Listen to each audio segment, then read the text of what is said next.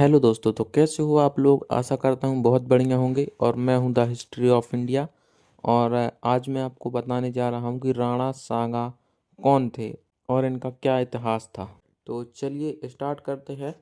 और जैसा कि दोस्तों, समाजवादी हरा आर्मी ने भारत के जिस महानायक महान योद्धा को गद्दार कहकर राज्यसभा में संबोधित किया, तो आइए जानते हैं वे कौन थे। महाराणा सांगा अर्थात महाराणा संग्राम सिंह। इस महान योद्धा के बारे में आप जितना पढ़ेंगे उतना ही आश्चर्यचकित होंगे और आश्चर्य में डूबते चले जाएंगे। लगभग 100 युद्ध और अधिकांश में विजय, शरीर के हर अंग पर युद्ध के चिन्ह सजाए। इस रणकेसरी को खंडहर सैनिकों का भगवान आवेश आदि कहा गया है। जैसे रणचंडी ने उन्हें अपने हाथों से पुरस्कार स्वरूप घावों के आभूषण पहनाए। एक योद्धा की एक आंख चली गई, किसी दूसरे युद्ध में एक पैर नाकाम हो गया, वह फिर भी लड़ता रहा। किसी युद्ध में एक हाथ कट गया, वह फिर भी उसी उत्साह के साथ लड़ता रहा जैसे युद्ध युद्ध नहीं उसकी तपस्या हो। ऐसी अद्भुत गाथाएं भारत में ही मिलती हैं। कुछ योद्धाओं की भूख प्यास खुद से ही तृप्त हो उठती है, ना परिस्थितियां विकरालता रोक पाती हैं। युद्ध उनके लिए आनंद का उत्सव होता है। समुद्रगुप्त, मेहर भोज आदि की तरह राणा सांगा भी वैसे ही योद्धा थे। अधिकांश लोग महाराणा सांगा को बराबर से मिली पराजय के लिए जानते हैं। वामपंथी जिहादी इतिहासकार उन्हें लुटेरे बाबर को भारत पर आक्रमण के लिए आमंत्रित करने में पंजाब के शासक दौलत खां लोधी के बराबर जिम्मेदार बताते हैं। यह वस्तुतः भारत की वामपंथी शिक्षा व्यवस्था का दिवालियापन है। राणा सांगा खुद दिल्ली के सुल्तान इब्राहिम लोधी को दो दो बार हरा चुके थे। उन्हें किसी बाहरी लुटेरे के सहयोग की क्या आवश्यकता थी। इब्राहिम लोधी का रिश्तेदार दौलत खां लोधी दिल्ली की सत्ता पाना चाहता था, इसलिए उसने लुटेरे बाबर को आमंत्रित किया था और इसलिए उसने राणा सांगा से सहायता की मांग की। और राणा ने दौलत खां लोधी और बाबर को सहयोग का वचन दिया था। जब राणा सांगा ने बाबर को खुद ही दिल्ली पर अधिकार कर सत्ता हथियाने के लिए अग्रसर देखा तो उन्होंने उसकी कोई सहायता नहीं की, बल्कि भारत की भूमि से उस लुटेरे आक्रमणकारी को भगाने के लिए हिंदू राजाओं और मुस्लिम शासकों के सहयोग से विशाल सेना संगठित किया और बाबर से युद्ध किया। वास्तव में महाराणा सांगा को याद किया जाना चाहिए। दिल्ली सल्तनत के इब्राहिम लोधी को दो दो बार हराने के लिए गुजरात सल्तनत वाले मुजफ्फर शाह को पराजित करने के लिए उन्हें याद किया जाना चाहिए। मालवा के शासक महमूद खिलजी को पराजित कर 3 महीने तक बांध कर रखने के लिए मालवा से जजिया समाप्त करने के लिए बयाना के युद्ध में बाबर को पराजित करने के लिए उन्हें याद किया जाना चाहिए। बर्बर आतंकियों के विरुद्ध भारतीय शक्तियों का एक मजबूत संघ बनाने के लिए मेवाड़ के राणा सांगा ने मुस्लिम सेनापति की बेटी मेहरुनिसा से शादी की। इसके अलावा उन्होंने 3 और मुस्लिम लड़कियों से शादी की थी। अपराजित योद्धा के तौर पर पहचाने जाने वाले महाराणा कुंभा ने जागीरदार वजीर खां की बेटी से शादी की थी। महाराणा सांगा की मृत्यु की कहानी भी अद्भुत ही है। कहते हैं कि उन्हें उनके सामंतों ने ही विष दे दिया, क्योंकि कोई खानवा के युद्ध में बाबर से पराजित होने के तुरंत बाद ही उन्होंने पुनः युद्ध की तैयारी शुरू कर दी थी। वह भी तब जब उनका शरीर पूरी तरह से जर्जर हो चुका था। बुरी तरह घायल होने और सेना और सहयोगियों का समर्थन खो देने के बाद भी युद्ध में उतर जाने का साहस युगों में किसी एक के भीतर होता है। किसी योद्धा को रोकने के लिए उसके प्रिय लोगों को ही उसे विष देना पड़ा, तो आप राष्ट्र के प्रति उसकी भावनाओं का अंदाजा लगा सकते हैं। योद्धा का आकलन उसकी राजनीतिक कूटनीतिक विजयों पराजयों से कम, उसके शौर्य से अधिक होना चाहिए।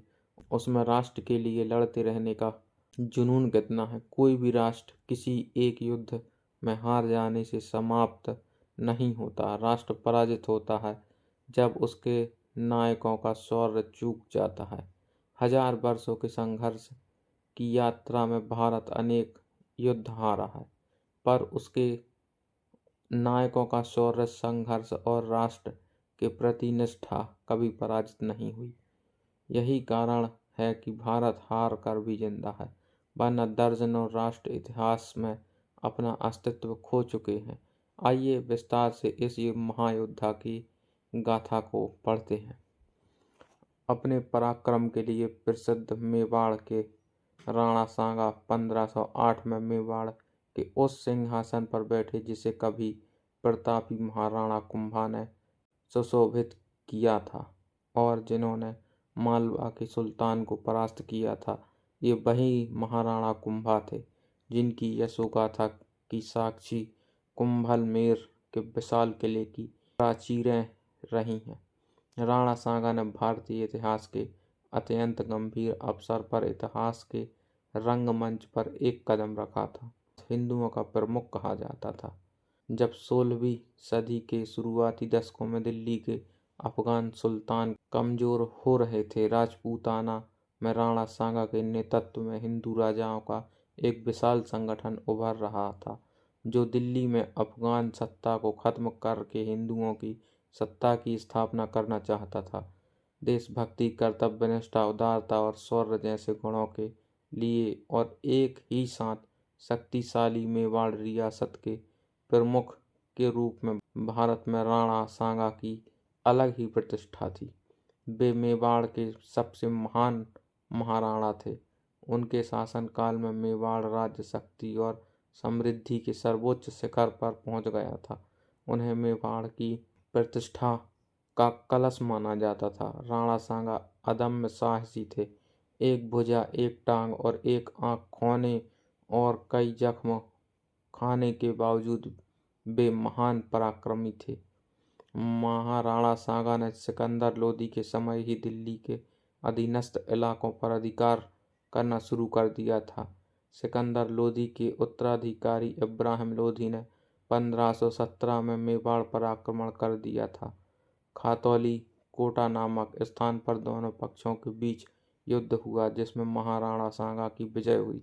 इस युद्ध में तलवार से सांगा का बायां हाथ कट गया था और घुटने पर तीर लगने से वह हमेशा के लिए लंगड़े हो गए थे।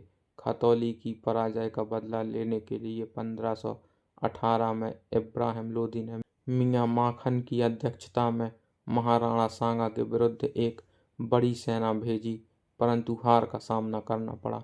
इन विजयों के परिणाम स्वरूप राणा संग्राम सिंह के राज्य की सीमा आगरा के पास तक पहुंच गई। इब्राहिम लोदी का मानमर्दन करने से राणा सांगा की विजय गाथा की चर्चा सारे उत्तरी भारत में हुई, लेकिन यह गाथा यही खत्म नहीं हुई। सन 1519 में सुल्तान महमूद मैदेनी राय पर आक्रमण के लिए रवाना हुआ था।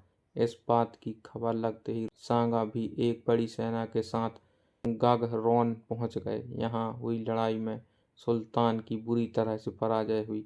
सुल्तान का पुत्र आसफ खां इस युद्ध में मारा गया तथा वह स्वयं घायल हुआ। महाराणा सांगा सुल्तान को अपने साथ चित्तौड़ ले गए, जहां सांगा ने उन्हें 3 माह कैद रखा। इस युद्ध में विजय प्राप्त करने से चंदेरी के किले के अलावा मालवा के अधिकांश हिस्सों पर राणा का कब्जा हो गया। मालवा ने अपनी सत्ता स्थापित करने के लिए राणा सांगा ने मैदिनी राय को हिंदुओं पर लगाए जा रहे जजिया कर को खत्म करने का आदेश दिया। राजपूताने का एक छत्र राणा सांगा ने अपने राजनीतिक कौशल और सैन्य प्रतिभा से सभी राजपूत राज्यों को संगठित किया और उन्हें एक छतरी के नीचे ले आए। उन्होंने अपना प्रभुत्व उत्तर में सतलज नदी से दक्षिण में नर्मदा नदी तक, पश्चिम में सिंधु नदी से लेकर पूर्व में बनाया, भरतपुर तक विस्तृत कर लिया था। इस प्रकार उस जमाने में भारत में उनका हिंदू साम्राज्य काफी विस्तृत था। इतने बड़े इलाके में राणा सांगा के अलावा एक ही हिंदू राज्य था। दक्षिण का विजयनगर साम्राज्य जो गोदावरी से लेकर कन्याकुमारी तक फैला हुआ है। बाबर अपने स्मरण बाबरनामा में राणा सांगा को सबसे शक्तिशाली शासक बताता है, जिसने अपनी तलवार के बल पर ऊंचा स्थान हासिल किया था। कर्नल टाट के अनुसार उनके पास 80,000 घोड़े, ऊंचे दर्जे के 7 राजा, 9 राव और 104 रावल थे। 500 हाथी उनकी सेना में थे।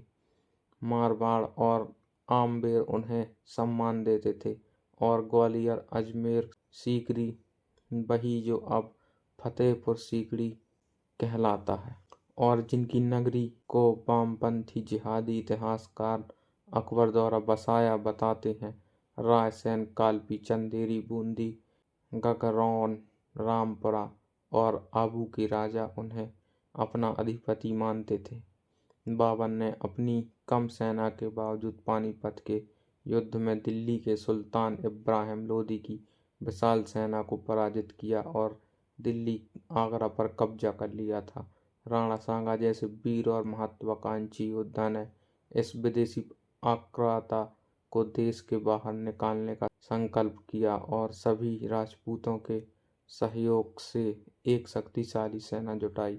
राणा ने बयाना पर आक्रमण किया और वहां के गवर्नर मेहदी ख्वाजा को हराकर बयाना के किले में बंद रहने के लिए मजबूर कर दिया। राणा के साथ बहुत से शक्तिशाली सरदार हो लिए, जिनमें रायसेन का सिलहदी हसन खां मेवाती और इब्राहिम लोदी का भाई महमूद लोदी भी था। राणा ने मान लिया कि बाबर पर विजय हासिल करने के लिए महमूद लोदी को चित्तौड़ के प्रतिनिधि के रूप में दिल्ली का सिंहासन सौंप दिया जाएगा। अब बाबर ने एक सैनिक टुकड़ी बयाना की सहायता के लिए भेजी, लेकिन वहां के दुर्ग राक्षसों से मुठभेड़ में बाबर की सेना कामयाब न हो सकी और घबराकर भाग खड़ी हुई। पराजित सैनिकों ने वापस लौटने पर राजपूतों के शौर्य, साहस और वीरता के किस्से बाबर को सुनाए। इस समय तक बाबर सीकरी पहुंच चुका था, जहां राणा सांगा पहले ही खानवा के पास एक पहाड़ी चढ़ आए थे। खानवा वर्तमान भरतपुर राज्य का एक गांव था। यह आगरा के पश्चिम में 37 मील और सीकरी से 10 मील दूर था। बाबर ने 1500 सैनिकों का एक दल शत्रु की स्थिति का निरीक्षण करने के लिए भेज दिया। वे भी बुरी तरह पराजित हुए और वहां से खदेड़ दिए गए। अब बाबर एक अत्यंत विषम स्थिति में पड़ गया था। उसकी सेना घबरा गई और राजपूतों के पराक्रम से भयभीत होने लगी थी। इसी बीच काबुल के ज्योतिषी मोहम्मद शरीफ ने बाबर को बताया कि मंगल का तारा सामने है, इसलिए बाबर की फौज की जरूर हार होगी। इससे मुगल सेना और घबरा गई और वापस लौटने की बात करने लगी। बाबर के लिए यह जरूरी हो गया था कि वह किसी तरह से अपने साथियों का साहस बढ़ाए। उसने राणा सांगा के खिलाफ जिहाद का नारा दिया। बाबर की ये युक्तियां कारगर साबित हुईं और सैनिकों में उत्साह का संचार हुआ। एक निर्णायक संघर्ष खानवा में दोनों सेनाएं एक दूसरे के सामने थीं। 16 मार्च 1527 को प्रातः 9 बजे लड़ाई शुरू हुई।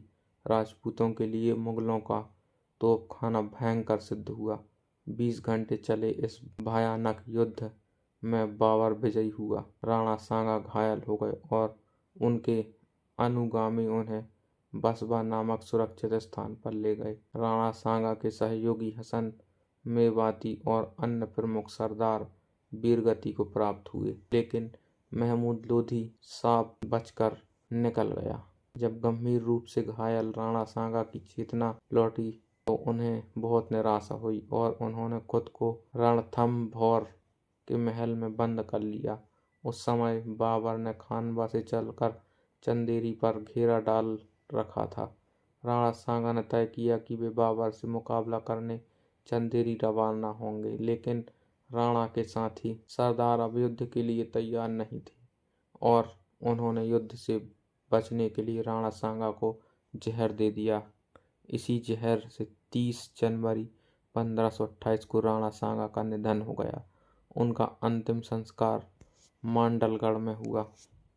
उधर बाबर ने राणा सांगा के निधन के एक दिन पहले ही चंदेरी के किले पर अधिकार कर लिया था। राणा सांगा का तो अंत हो गया, लेकिन राजपूतों के शौर्य ने बाद में भी एकाधिक बार शत्रुओं को चुनौती दी। राजपूत कुछ साल में फिर उठ खड़े हुए और गुजरात के बहादुर शाह तथा दिल्ली के शेर शाह को उन्हें मुकाबला करना पड़ा। जोधपुर के घेरे में तो राजपूतों ने शेर शाह से युद्ध में इतनी वीरता प्रदर्शित की कि शेर शाह को लगा वह हार जाएगा और साम्राज्य उसके हाथ से निकल जाएगा।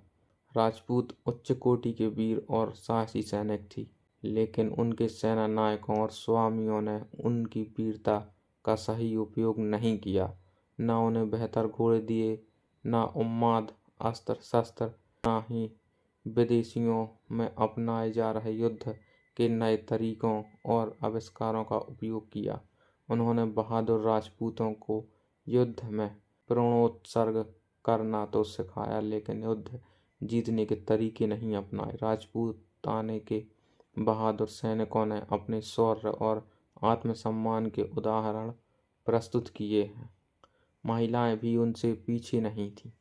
तभी तो राजपूत वीरांगनाएं युद्ध क्षेत्र में अपने पति के प्राणोत्सर्ग को उनकी पराजय से श्रेयस्कर मानते हुए डिंगल भाषा में यह कहने का साहस कर सकती थीं कि भला हुआ।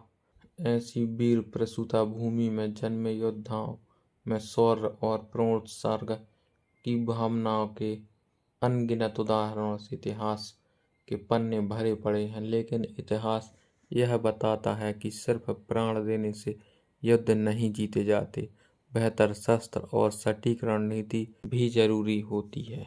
इसी के साथ दोस्तों राणा सांगा का यह चैप्टर समाप्त होता है कि राणा सांगा को किस तरह से मारा गया था और राणा सांगा की वीर गाथाएं आज भी हमारे इतिहास के पन्नों पर लिखी हुई है। तो चलिए दोस्तों, मिलते हैं नेक्स्ट वीडियो में। और यदि वीडियो अच्छी लगी हो तो वीडियो को लाइक, कमेंट और चैनल को सब्सक्राइब जरूर करें।